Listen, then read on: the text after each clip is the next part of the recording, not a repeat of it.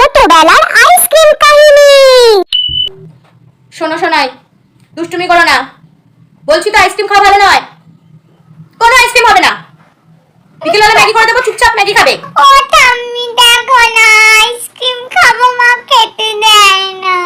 কি হলো কি বৌমা, তো বকাঝকা করছে, একটা আইসক্রিম তো খাবে, দাও না। মা, আপনি যদি এরকম করেন আমি ওকে শাসন করবো কি করে?